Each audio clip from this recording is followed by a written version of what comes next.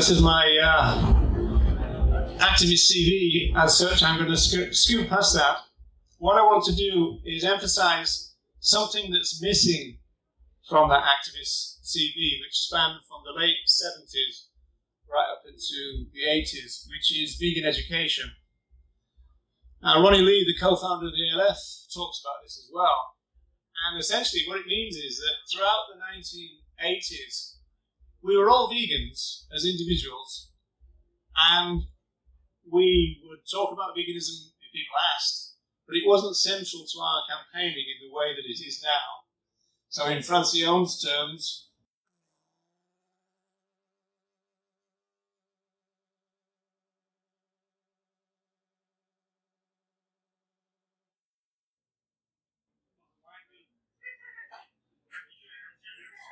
I mention Francione, see what happens? Now, I'm going to have to do this out without mic now because that's the mic, okay?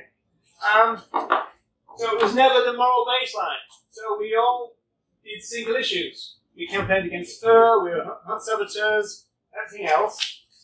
We didn't talk much about veganism. I did hundreds of radio and some TV interviews, but we didn't talk about veganism. It wasn't the way it is right now. So in terms of veganism being central to our type of campaigning, whether we want to talk about animal rights or whatsoever, this is new. So this is the takeaway message of this session. Vegan campaigning is a new thing. So if someone turns around to you and says, we've been doing this for years and years and years and we're not getting anywhere, it's not true. We've only just begun. From about the 1990s, mid-1990s, 2000s, that's when we started to put veganism at the core of our campaigning. It's very difficult sometimes for the new activists who come into the movement to understand this. We never talked about veganism in those days, you know? So vegan education is a new thing. Now, even though it's new, and the reason I'm here really to defend it is because veganism is currently under attack. And consistent veganism in particular is under attack from within the movement. Okay, let's try and flesh that out a little bit. A lot of people in certain groups will tell you that veganism is a scare word. That if you talk about veganism, you're going to scare people away, you're going to terrify them, they'll run away from animal rights, and they'll never listen to you ever again. There's this crazy vegan stereotype being perpetrated by some of the people in the movement. The crazy vegan stereotype is not we know that things can get a bit heavy on Facebook, we know that. But this is street activism that's being talked about here. The crazy vegan stereotype is people out on the street, waving their hands wildly in the air, screaming at people. Now, I've done street stuff ever since the 1980s, and I've never ever seen that.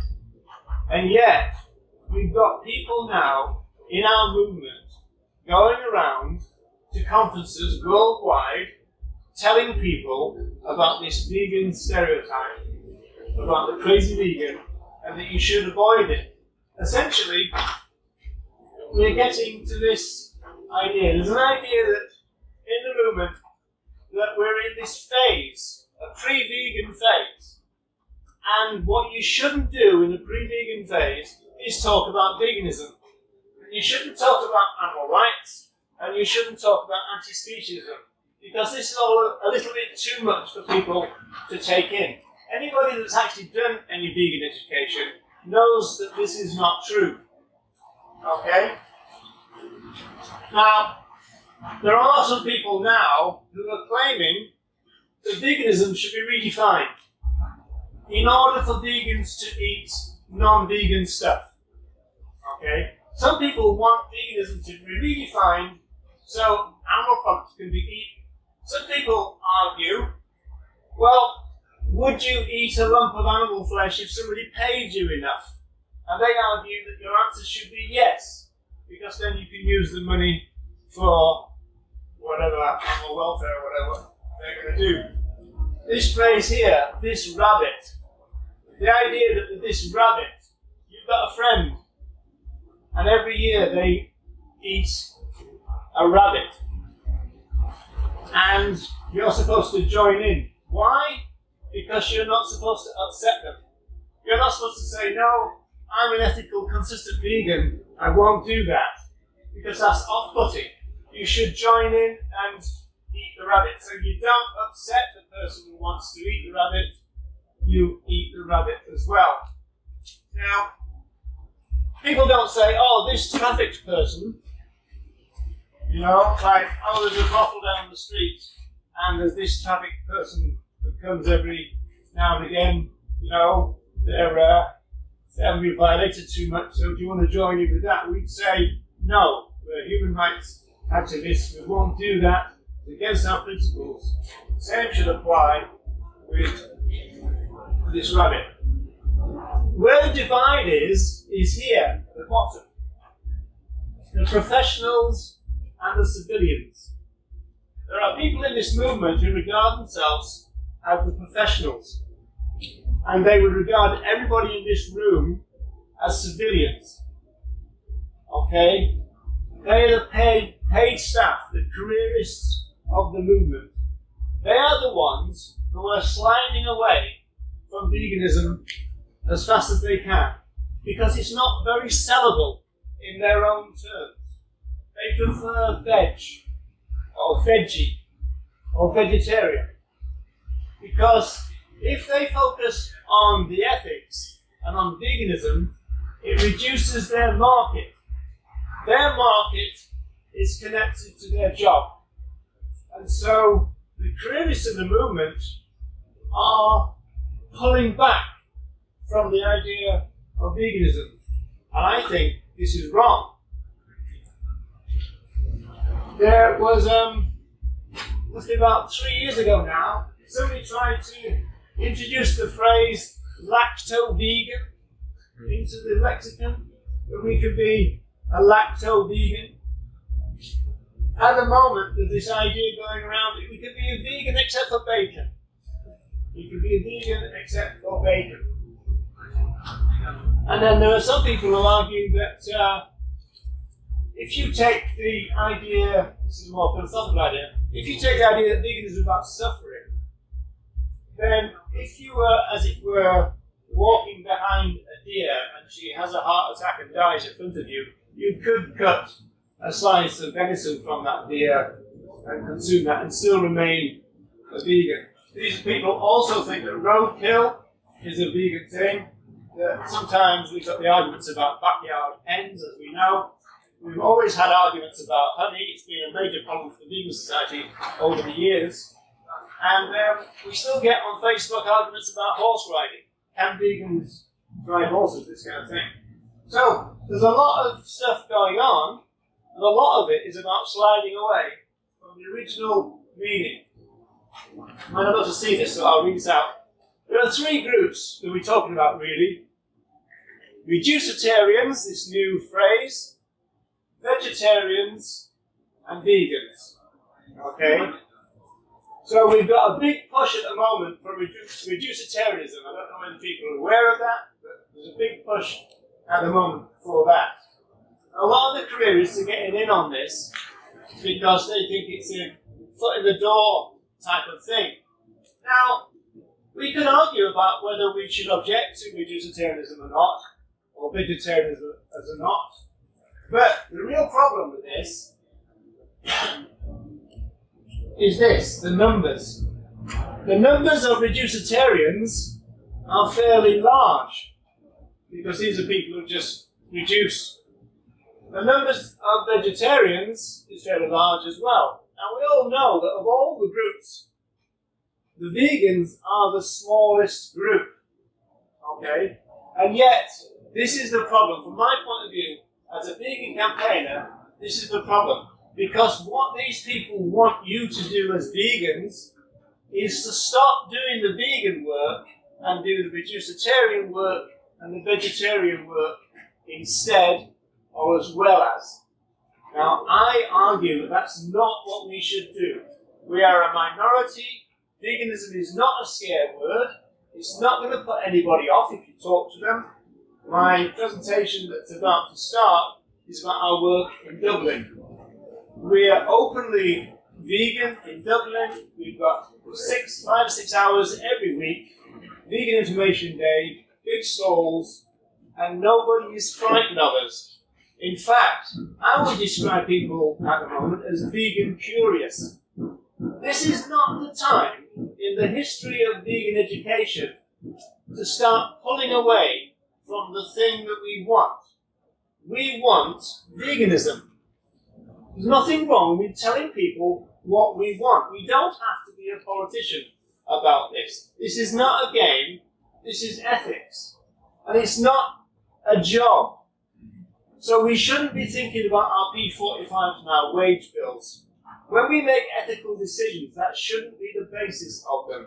What should be the basis of them is ethics themselves. What is right and what is wrong. So, the question I ask there is, why are these people trying to get the vegans to do the other positions people work? And I think the reason for that is because it's the vegans who are the activists of those three groups. Now, I know that's a controversial thing. A lot of people say, we're sick of the kind of cupcake vegans, and the vegans who just kind of eat things and take film of themselves making recipes and all this kind of stuff. But of all those three groups, the one that is most likely to be active, get out there on the street and do stuff, are the vegans. This is why it seems to me that these people are wanting the vegans to do less than vegan stuff. And it seems to me this is wrong. And this is something that we should be aware of, which is why I'm doing this presentation in case you're not. Because there is a real move to slide away. And perhaps from surprising sources like Melanie Joy, for example. But Melanie Joy has always been controversial in this situation because she talks about carnism.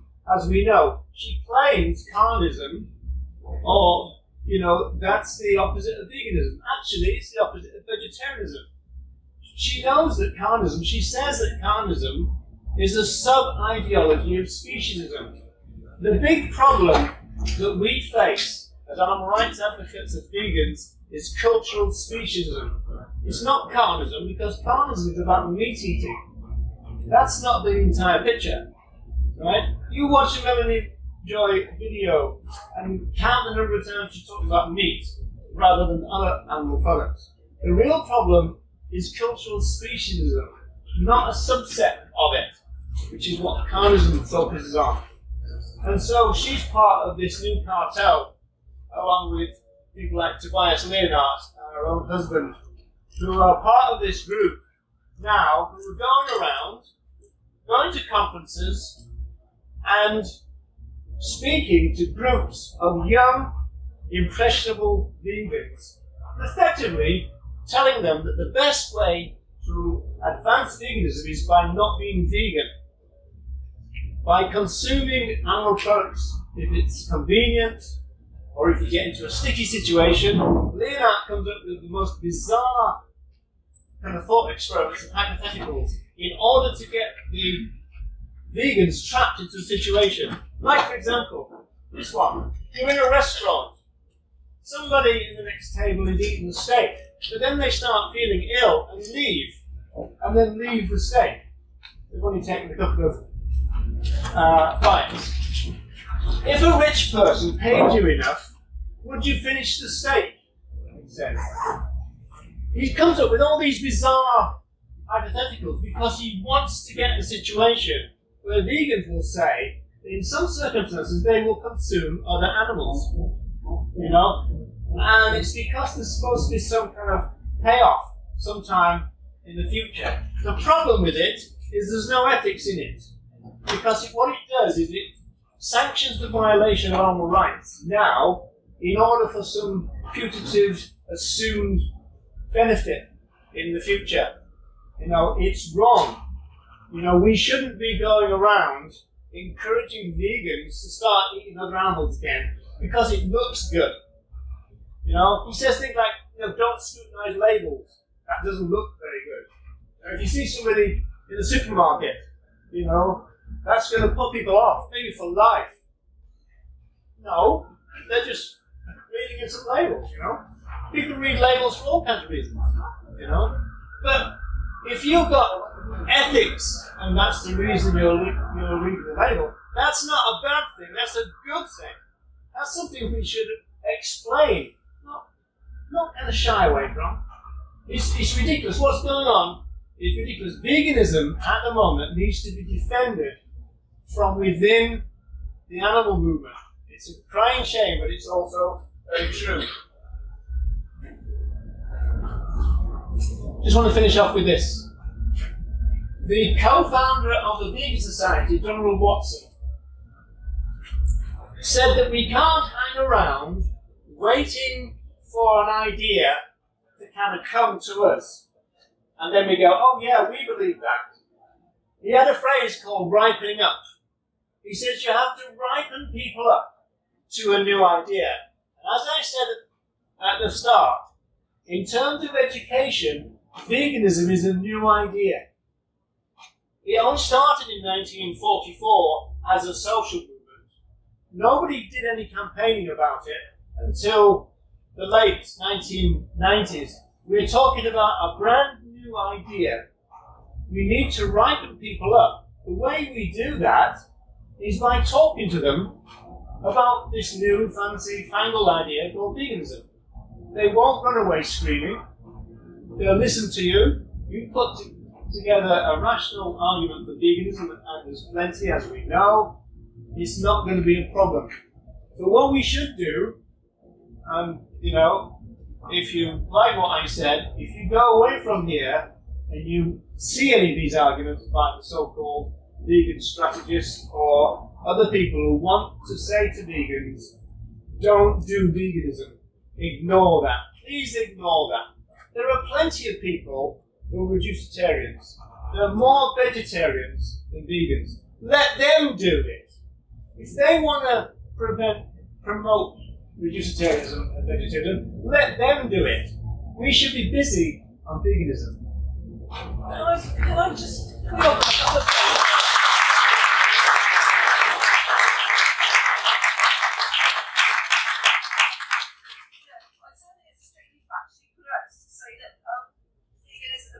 Veganism started in the 90s because in the 70s and 80s, women's movement was promoting animal rights, which is how I actually became a vegan myself. There was a group called Sequel, run by Giselle Morris and Norma Belli. They used to run a lesbian magazine that we were really into promoting veganism, and they challenged me about my eating habits, and then I got sent ALF leaflets and stuff like that. And there was a group in Bristol called Blair, which again was feminist promoting veganism and animal rights. Yeah, okay, what's been said is that the promotion of veganism is earlier than that. There's a lesbian group in somewhere London, I think it was. Doing that. Now the thing is, we're talking about small stuff, really. Yeah. I'm talking more about a kind of overarching thing. You know? I think the women's movement did promote it a lot. The conversation has changed. The chances are that if you talk to any of your friends, colleagues, whatever, about your views on the rights, veganism will come up fairly early, probably, in your conversation. It never used to come up before. It is relatively new. In this kind of movement-wide sense, that's what I mean. The problem is that there's business reasons to start to pull back. Now, they're not good reasons. Business reasons are not good reasons to pull back from ethics. That is not on. Because the ethics are strong. You know, the ethics are good. That's not a problem at all. Not enough of time. Also, you're getting a thing where people are promoting veganism as a lifestyle, like Heather Costa with vegan dog food, but it's about lifestyle, it's about animal rights, it's how you eat, you don't wear leather, it is all that, but it's just about that, it's about animal rights and not food. And this is where I think it's going wrong as well. Well, that is true. The point we made was that veganism is more than a lifestyle, it's more a philosophy, it's about animal rights, it's not a diet. Now, that's another problem. there are a lot of people now trying to characterize veganism as a diet. Leonard will say our movement is about food. No, it's only partly about food.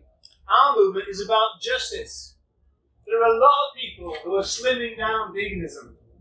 You know, veganism has never been about diet, never been about health. It's never been just about our relations with other sentient beings, our relations with other animals.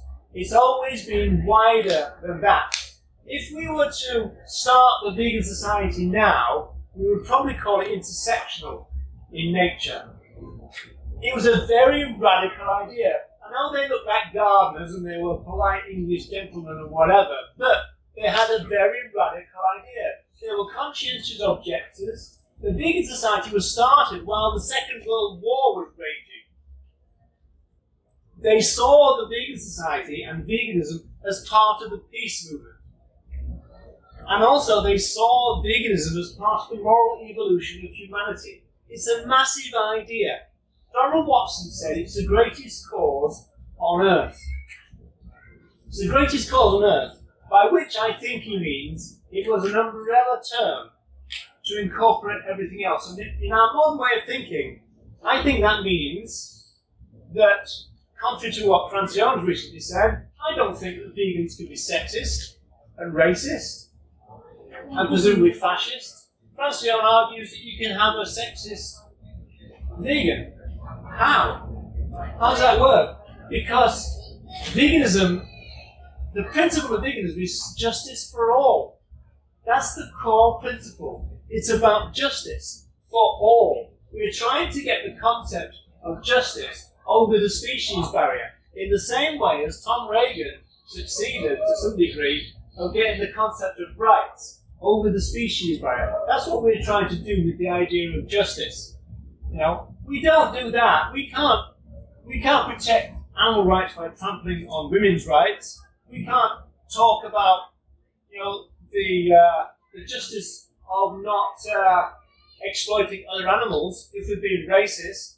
Peter dressing up as the Ku Klux Klan, all that nudity rubbish going on, sexism and racism and fascism got no place in the vegan movement because we're about justice. That's not just. That's the opposite of justice.